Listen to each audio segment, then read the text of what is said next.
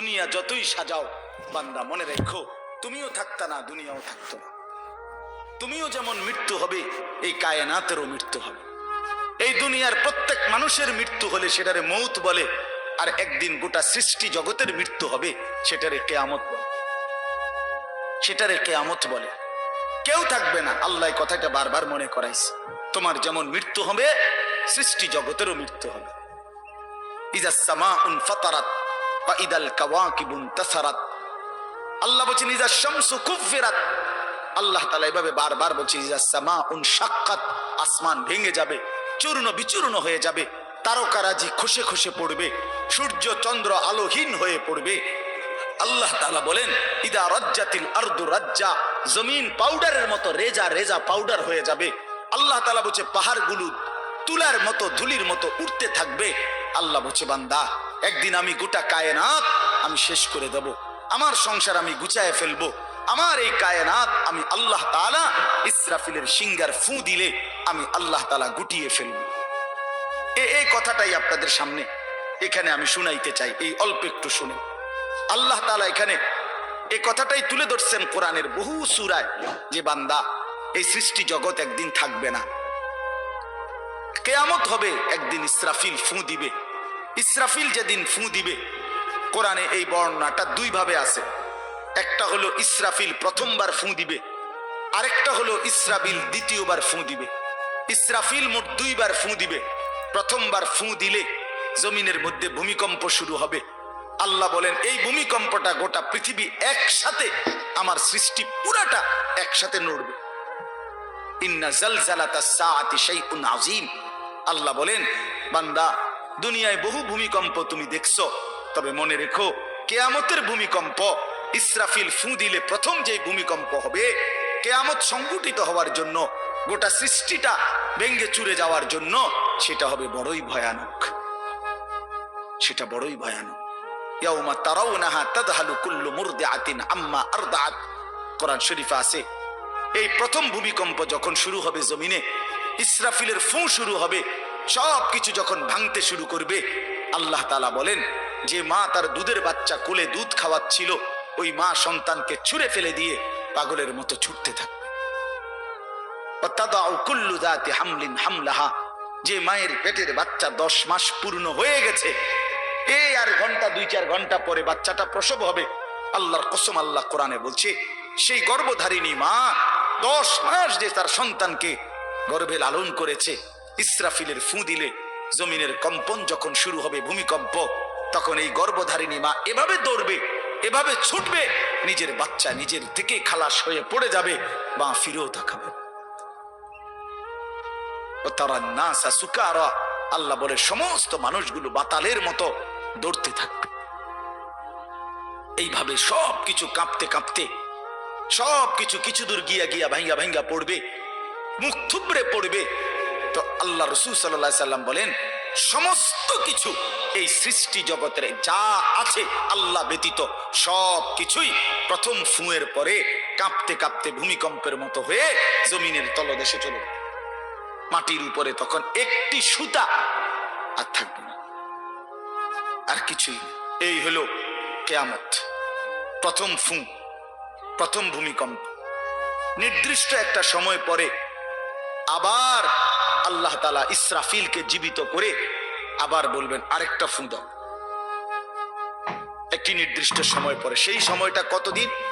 হাদিসের একটি বর্ণনা থেকে, নবীজির একটা বর্ণনা থেকে মুহাদ্দিসিনে কেরাম বলছে এই দ্বিতীয় ফু আর প্রথম ফুর মাঝখানে, প্রথম ফুতে সব কিছু যখন কবরে চলে যাবে, তখন হতে পারে দ্বিতীয় ফু দিতে দিতে মাঝখানের সময় 40,000 বছর।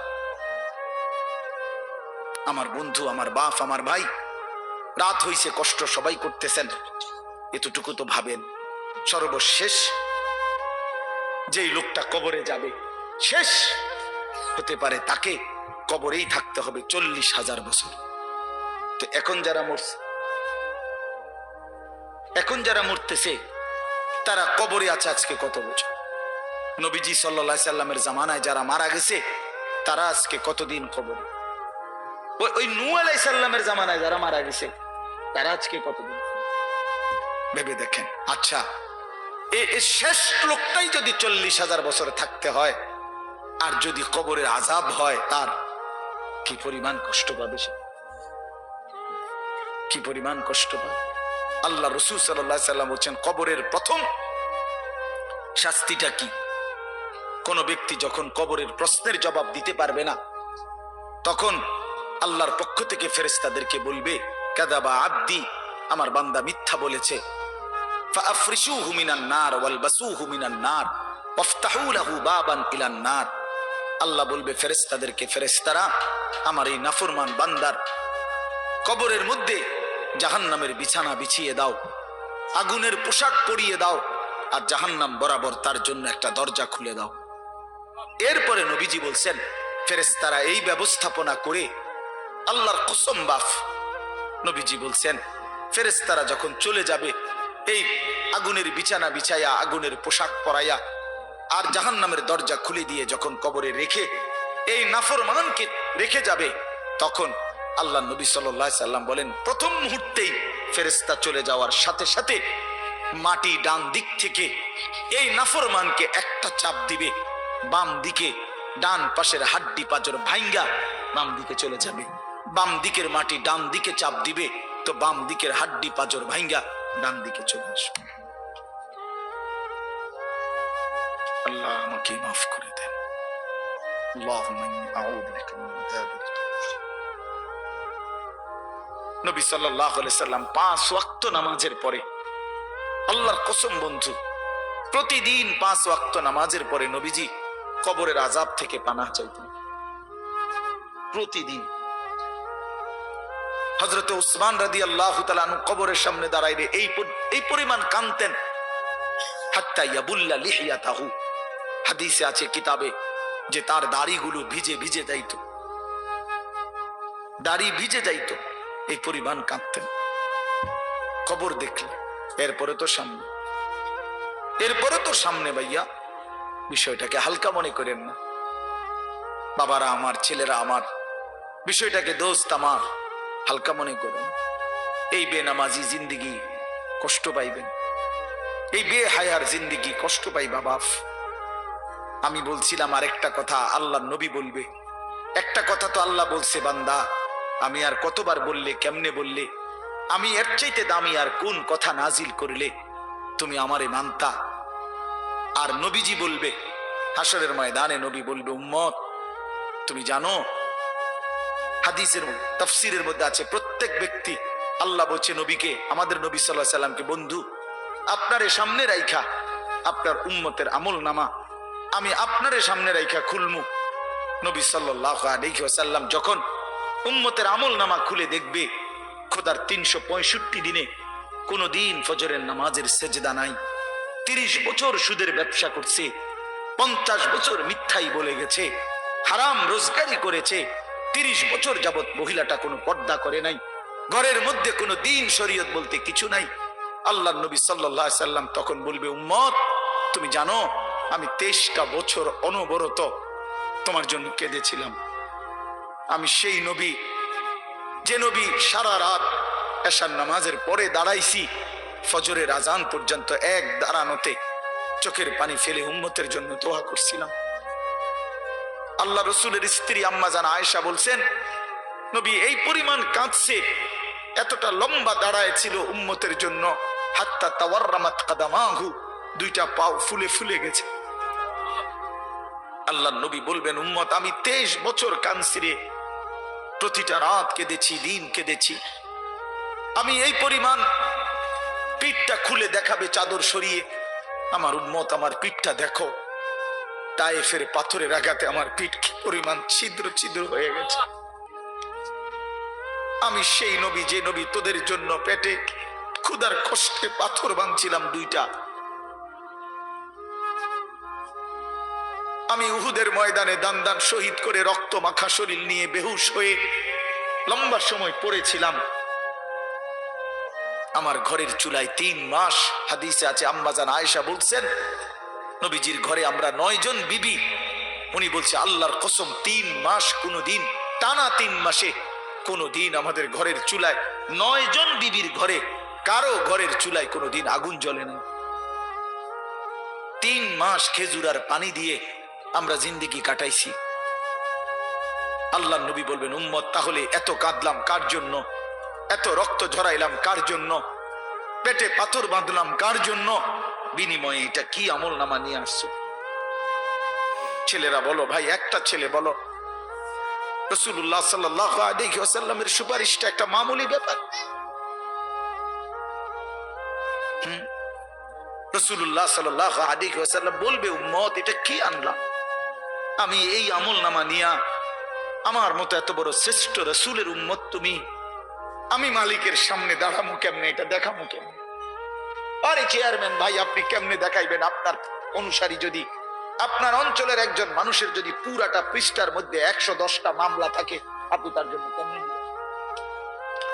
আপনি একজন উপরস্থ পদস্থ কর্মকর্তার কাছে আপনি কিভাবে সুপারিশ করবেন? বেটা তোর তো কিছুই নাই বেটা, শুধুই অপরাধ আর অপরাধ ছাড়া। তো এই বেচারা লজ্জিত হবে কিনা বলেন না কেন? তো নবী সাল্লাল্লাহু আলাইহি সাল্লাম বলবেন, উম্মত তুই আমার মতো শ্রেষ্ঠতম রাসূলের মাথাটা তো ছোট করে ফেললি, তুই তো আমার উম্মত, তুই এটা কি আনলা? আমি কেমনে দেখাবো এটা আমার মালিকের সামনে যে রব্বুল আলামিন এটা আমার উম্মতের আমল নামা?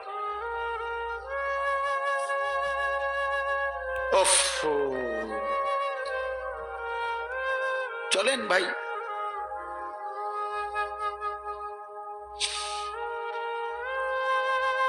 এই জন্য দোস্ত আমার, বন্ধু আমার, আমি দিবানিশি এই চিৎকার চেঁচামেচি করি, এই আহাজারি আমার অনেক দিনের। মুসলমানের সন্তান ফিরবে, নওজওয়ানরা ফিরবে, মুসলমানের যুব সমাজ নামাজ পড়বে, আল্লাহরে চিনবে, এটাই আমার স্বপ্ন, এ আমার দিলের তামান্না। কারো প্রতি আলহামদুলিল্লাহ এখন আর দিলে শত্রুতা রাখি না, কারো বিরোধিতা, কারো প্রতি হিংসা করার কোনো সময়ও নাই, বিশ্বাস করেন, একদম সময় নেই, সময়ই তো না। আমি জুমার নামাজ পড়াইছি ঢাকা মোহাম্মদপুর আদাবর, আমার জুমা, ওইখান থেকে আমি জুমার পরে রওনা দিয়া মাগরিবের পরে রোয়াচালা বয়ান করছি, এশার একটু পরে ওই মুসাগারা বয়ান করছি, এরপরে এখানে এসে বয়ানে বসছি, শুধু ওযু করছি,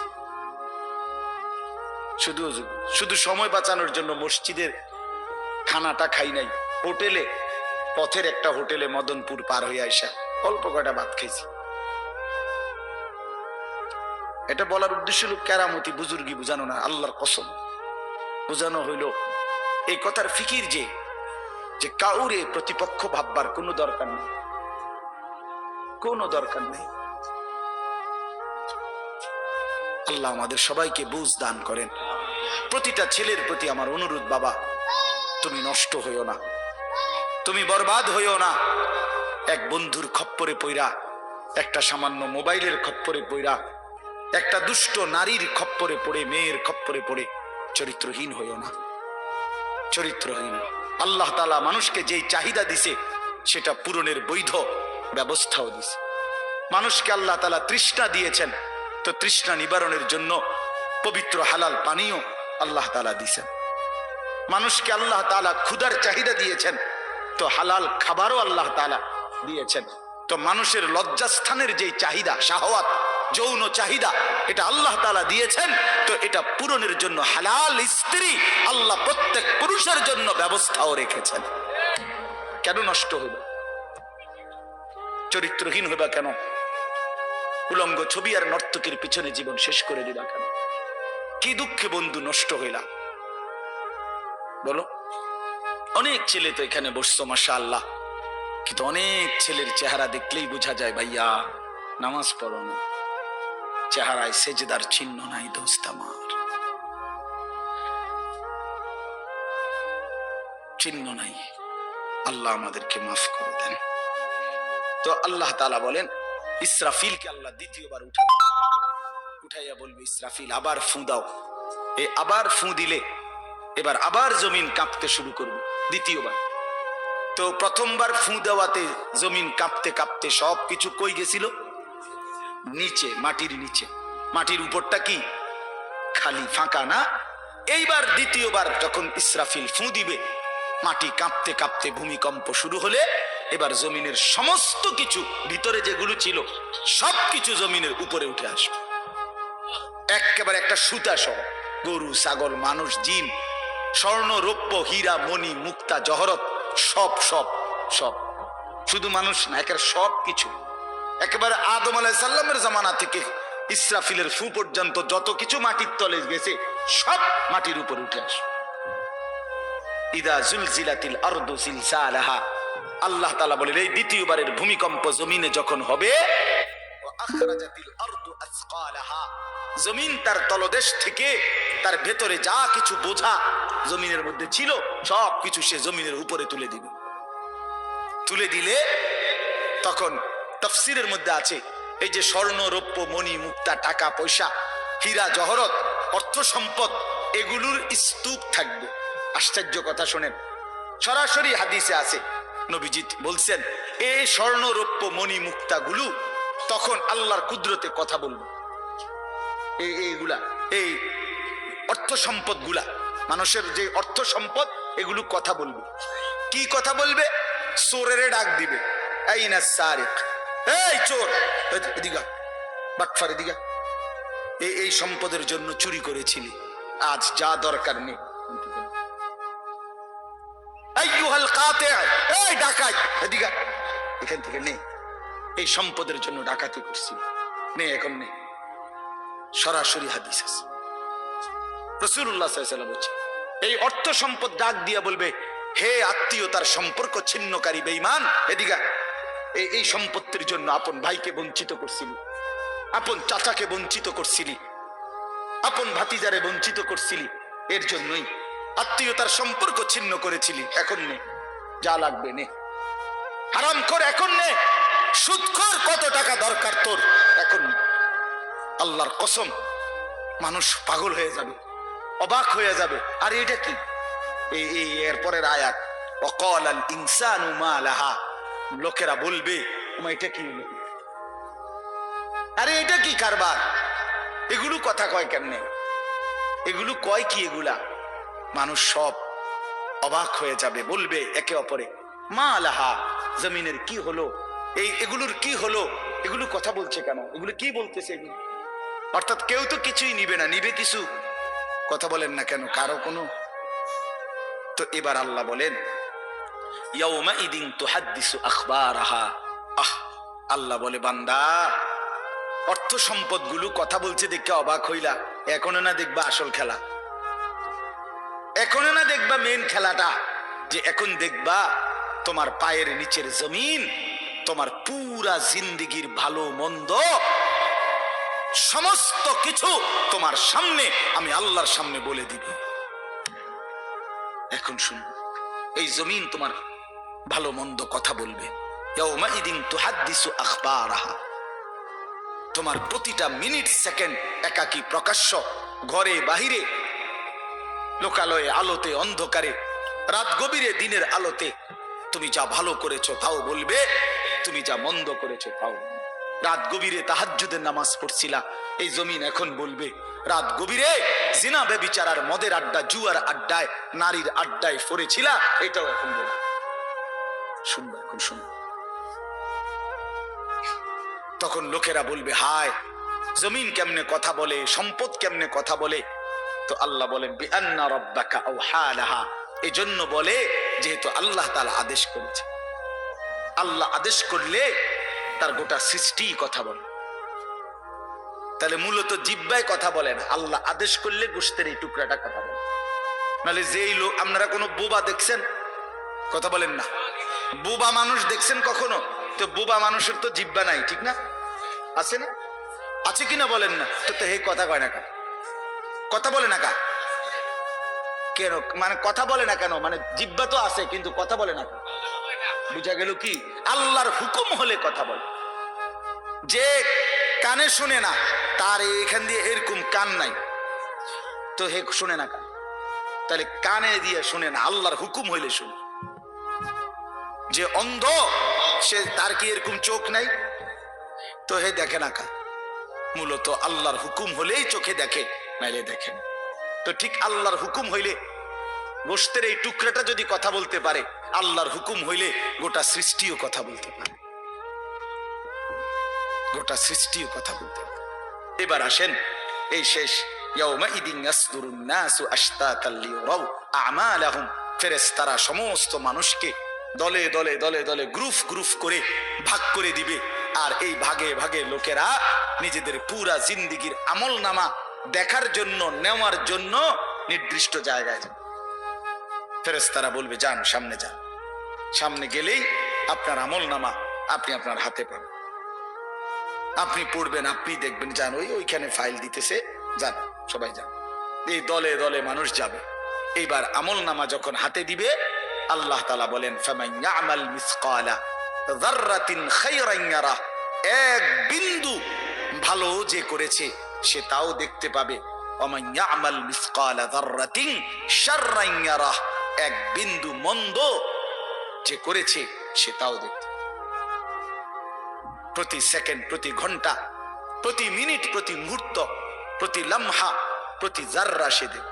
জাররা এই শব্দটা হলো কোরআনের, এই শব্দটা একটি এতটুকু পরিমাপ তাফসীরের মধ্যে লিখছে লা জিনাতা লাহা, যেটার কোনো ওজন হয় না, মাপলে কোনো ওজন আসে না, এত সামান্য। মানে এটা 100 গ্রামও না, 1 গ্রামও না, 1 গ্রামও না, 1 গ্রামের অর্ধেকও না, অর্ধেকের অর্ধেকও না। এটা অণুও না, পরমাণুও না, এটা ইলেকট্রনও না, নিউট্রনও না, প্রোটনও না, কিচ্ছু। বিজ্ঞান তো এগুলো ভাগ করছে না, ভাগ করে করে আপনার অণু থেকে পরমাণু, পরমাণু থেকে এখন আরো ভাগ করছে। এই ইলেকট্রন, প্রোটন, নিউট্রন এগুলো ভাগ করতে করতে সূক্ষ্ম থেকে সূক্ষ্ম, সূক্ষ্ম থেকে সূক্ষ্ম বিজ্ঞান বাহির করতেছে। কিন্তু জাররা বলে যেটার কোনো ওজনই নাই, কিচ্ছু নাই, এটা এত সামান্য। মানে তুমি যেটারে কিছুই মনে করো নাই, আল্লাহ বলেন ওইটাই তুমি দেখবে, ওইটাই দেখবে। এই জন্য বাপ আমার শেষ রাত গভীরে এই কথাই, আমরা আমাদের একাকী কিংবা প্রকাশ্য, আমরা আমাদের রাত কিংবা দিন, ঘর কিংবা বাহির আড়াল করবার সুযোগ নেই। সুযোগ আছে ভাইয়া? ছেলেরা কাজেই রাতের 3টায় দুনিয়া ঘুমায়, আল্লাহ ঘুমায় না। অশ্লীল ছবি দেখো না। রাতের 3টায় মা ঘুমায়, বাবা ঘুমায়, মালিক ঘুমায় না। রাতের 3টায় মহল্লাবাসী ঘুমায়, কিন্তু আল্লাহ ঘুমায় না। আলাম ইয়ালাম বিআন্নাল্লাহা ইয়ারা, আল্লাহ বলে বান্দা তুমি জানো আমি কিন্তু সারাক্ষণ তোমাকে দেখি। কতক্ষণ? কতক্ষণ? আল্লাহ দেখেন কখন? সারাক্ষণ। এই জন্য আমরা প্রত্যেকে ইনশাআল্লাহ নিয়ত করি যে আমরা আমাদের আখিরাতকে ভাববো, ফিকির করব। আখিরাতের আশায় গুনাহ ছেড়ে দেন, আল্লাহর নাফরমানি ছেড়ে দেন, হালাল পথে জিন্দেগি চালান। একটু কষ্ট হলেও চলে যান, পার হয়ে যান। ऐसे रहे या वैसे रहे वहां देखना फिर कैसे रहे। বুজুর্গরা বলে এ দুনিয়ায় এমনে থাকো আর এমনে থাকো, কাইট মাইট হইয়া চিত্তিয়া মিত্তিয়া উঠতে লাগা। আসল দেখার বিষয় হলো ওয়াহা कैसे रहे, সেখানে কেমন থাকবা, এটা হলো দে। এটা শেষ হয়ে যাবে। আজ রাত যার বাসর রাত, তারও ভোর হবে। আজকের রাত যার জেলখানায় ফাঁসির রাত, তার রাতও কি হয়ে যাবে? অট্টালিকার মানুষটাও মরে যাবে, জীর্ণ কুঠিরের মানুষটাও মরে যাবে। কোনদিন দুঃখ যে দেখে নাই সেই সুখী মানুষটাও কবরে চলে যাবে। কোনদিন সুখ যে দেখে নাই সেও মরে যাবে। আমিও না, আপনিও না, বাবাও না, সন্তানও না, মাও না, কেউ না, কেউ থাকবে না, কেউ না, কেউ না। আজকে আমরা কবরবাসীদের স্মরণ করে দোয়া করি, এই আগামী 20 বছর 30 বছরের মাথায় আমাদেরকে স্মরণ করে, আমাদেরকে কবরবাসী মনে করে, আমাদের পরবর্তীরা মনে করে। এই না জিন্দিগি? কথা বলেন না, এই না জিন্দিগি? এই জন্য আমরা ইনশাআল্লাহ সবাই মিলে ফিকির করি নিজের ভালো, নিজের কল্যাণ। এতটুকু যদি কারো বিবেক না থাকে ভাইয়া, তো সে বুঝলো কি? এই জন্য নিজের ভালো দেখেন। ওয়ালা তুলকু বিআইদিকুম ইলা তাহলুকা, আল্লাহ বলছে বান্দা নিজেরে নিজে ধ্বংসের দিকে ঠেলে দিবেন। নিজের এত বড় ক্ষতি করো না বান্দা। এই পৃথিবী তুমি গেলেও থাকবে। এই আমরা যারা মনে করি, হ্যাঁ অনেক বয়স্ক মাঝ বয়সী লোক আছে, আমি থাকতে যদি আমার জি40 একটু ঘর দুয়ার জাগা জমি দলিল টলিল একটু লাইন ফাইন করে দিয়ে যাইতে না পারি, আমি মরলে তারা কেমনে চলবো কেমনে খাইবো হেবড়া কয় চা দোয়ানে বইয়া বইয়া হেবড়া কেমনে চলবো তারা না চাচা আমনে মরলে আর পৃথিবীতে কামাই রোজগারি উপার্জন সব বন্ধ হয়ে যাবে আমনেই শেষ কামলা পৃথিবীর শেষ কামলা আমনে আমনে মরার পরে মানুষ সব আপনার জিফুত বহন খাইব চা দিয়া বিজাইয়া না ভাত তরকারি তো নাই আমনে মল্লিকের ভাত তরকারি আগে দিত আমনে মরলে ইট বালু সিমেন্ট ভাত তরকারি চাল ডাল এটি পৃথিবীর থেকে ফেরেশতারা নিবে এটি কথা হইল কোনো কথা বলেন এটা কোনো কথা হইল এই পৃথিবীতে আল্লাহ তাআলা যাকে হায়াত দিবেন তার জন্য রিজিকও রাখছেন অতএব দয়া করে এই ভুল না করি কেন সুদের টাকায় কিস্তির টাকায় হারামের টাকায় সন্তানকে আপনি উপার্জনের জন্য দুনিয়া দেশে কিংবা বিদেশে কেন পাঠাইতে হবে কে বলল আপনারে এই দায়িত্ব আপনারে দিল কে যে আমি বেটা জাহান্নামে গিয়া হইল তোরে বিদেশ পাঠান লাগবো সুদে টিয়া লইয়া কিস্তিতে টাকা লইয়া কেন বলেন না এটা কোনো ইনসাফের কথা